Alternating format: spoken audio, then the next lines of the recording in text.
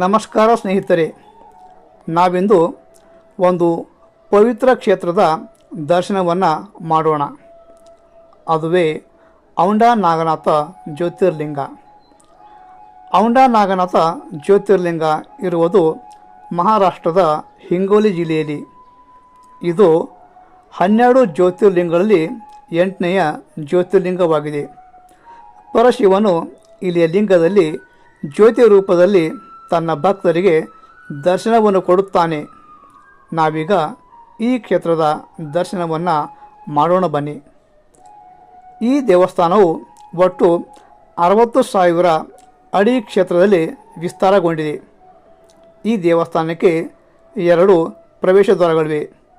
ದೇವಸ್ಥಾನದ 4 ಬದಿಗಳಲ್ಲಿ ಚಿಕ್ಕ ಚಿಕ್ಕ ದೇವಸ್ಥಾನಗಳಿವೆ.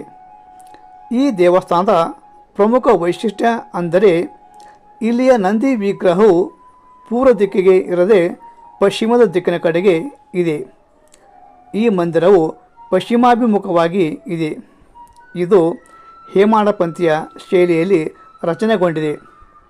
ಇದೊಂದು ಪ್ರಾಚೀನ ದೇವಾಲಯವಾಗಿದ್ದು ಸುಮಾರು 5,500 ವರ್ಷಗಳ ಪೂರ್ವದಲ್ಲಿ ಕಟ್ಟಲ್ಪಟ್ಟಿದೆ ಎಂದು ಹೇಳಲಾಗುತ್ತದೆ.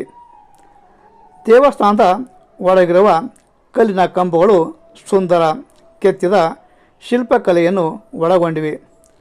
ಪ್ರತಿಯೊಂದು ಕಂಬಗಳು ವಿಭಿನ್ನ ಸೂಕ್ಷ್ಮ ಕೆತ್ತನೆಯನ್ನು ಹೊಂದಿವೆ. ದೇವಸ್ಥಾನದ ಹೊರಗೋಡೆಯ ಮೇಲೆ ಹಿಂದೂ ದೇವದೇವತೆಗಳ ಶಿಲ್ಪಕಲೆಯನ್ನು ನೋಡಬಹುದು. ದೇವಸ್ಥಾನದ ಹಿಂಬದಿಯ ಮೇಲೆ ಧ್ಯಾನಾಸಕ್ತನಾದ ಶಿವನ ಮೂರ್ತಿಯನ್ನು ಕಾಣಬಹುದು. ಮಹರ್ಷಿ ವೇದವ್ಯಾಸ, ಗಣೇಶ, ವಿಷ್ಣು, ನೀಲಕಂಠೇಶ್ವರ, ಪಂಚಪಾಂಡವರು, ದತ್ತಾತ್ರೇಯ, ದಶಾವತಾರ ಹೀಗೆ ಒಟ್ಟು 12 ಚಿಕ್ಕ ಚಿಕ್ಕ ಮಂದಿರಗಳನ್ನು ಇಲ್ಲಿಯ ದೇವಸ್ಥಾನದ ಪರಿಸರದಲ್ಲಿ ಕಾಣಬಹುದು. ಶೇಷಕುಂಡ ಹಾಗೂ ಬಹುಕುಂಡ ಎಂಬ ಹೆಸರಿನ 2 ನೀರಿನ ಕೊಳಗಳನ್ನು ನೋಡಬಹುದು. ಪ್ರಾಚೀನ ಕಾಲದಲ್ಲಿ ಇದು ಒಟ್ಟು 7 ಅಂತಸ್ತಿನ ದೇವಸ್ಥಾನವಾಗಿತ್ತು. ಆದರೆ ಮೊಘಲ ದೊರೆ ಔರಂಗಜೇಬನು ಇದನ್ನು ಸಂಪೂರ್ಣವಾಗಿ ನಾಶ ಮಾಡಿದನು. ಹೀಗಾಗಿ ನಾವಿಂದು ದೇವಸ್ಥಾನದ ಕೆಳಭಾಗ ಹಾಗೂ ಮೇಲ್ಭಾಗ ವಿಭಿನ್ನ ಸ್ವರೂಪದಲ್ಲಿ ಇದ್ದದ್ದನ್ನು ಕಾಣಬಹುದಾಗಿದೆ. ಪರಶಿವನು ತನ್ನ ಪರಮಭಕ್ತನಾದ ಸಂತ ನಾಮದೇವನ ಭಕ್ತಿಗೆ ಮೆಚ್ಚಿ ಇಡೀ ದೇವಸ್ಥಾನವನ್ನೇ ಪೂರ್ವದಿಂದ ಪಶ್ಚಿಮದ ಕಡೆಗೆ ತಿರುಗಿಸಿದನು ಎಂಬ ಸಂಗತಿಯನ್ನು ಪುರಾಣ ಕಥೆಯಿಂದ ತಿಳಿದುಬರುತ್ತದೆ. ಅದಕ್ಕೆ ಸಂಬಂಧಿಸಿದ ಕಥೆಯೊಂದು ಹೀಗಿದೆ. ಒಮ್ಮೆ ಸಂತ ನಾಮದೇವನು ದೇವಸ್ಥಾನದ ಪೂರ್ವ ಭಾಗದಲ್ಲಿ ನಿಂತು ಶಿವನನ್ನು ಭಕ್ತಿಯಿಂದ ಭಜನೆ ಮಾಡುತ್ತಿದ್ದನು.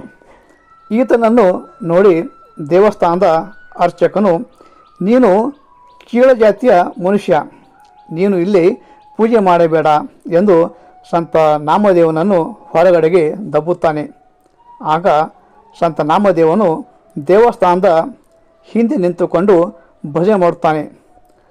ಈತನ ಅನನ್ಯ ಭಕ್ತಿಗೆ ಮೆಚ್ಚಿ ಶಿವನು ಇಡೀ ದೇವಾಲಯವನ್ನೇ ಪಶ್ಚಿಮದ ದಿಕ್ಕಿನೆಡೆಗೆ ತಿರುಗಿಸುತ್ತಾನೆ. ಹೀಗಾಗಿ ಪಶ್ಚಿಮ ದಿಕ್ಕಿನ ಪ್ರವೇಶ ದ್ವಾರವನ್ನು ಸಂತ ನಾಮದೇವನ ಹೆಸರಿನಿಂದ ಗುರುತಿಸಲಾಗುತ್ತದೆ. ಇಲ್ಲಿಗೆ ಬರಲು ಸಾಕಷ್ಟು ಬಸ್ಸಿನ ಸೌಕರ್ಯಗಳಿವೆ. ಭಕ್ತಾದಿಗಳಿಗೆ ಉಳಿದುಕೊಳ್ಳಲು ದೇವಸ್ಥಾನದಲ್ಲಿ ಹಾಗೂ ಹೊರಗಡೆ ಉತ್ತಮ ಸೌಲಭ್ಯಗಳನ್ನು ಹೊಂದಿದ ಭಕ್ತ ನಿವಾಸಗಳಿವೆ. ತಾವು ಇಲ್ಲಿಗೆ ಬಂದು ಪರಶಿವನ ಕೃಪೆಗೆ ಪಾತ್ರರಾಗಬೇಕೆಂದು ಈ ವಿಡಿಯೋ ಮೂಲಕ ಭಕ್ತಿಯಿಂದ ವಿನಂತಿಸಿಕೊಳ್ಳುತ್ತೇನೆ.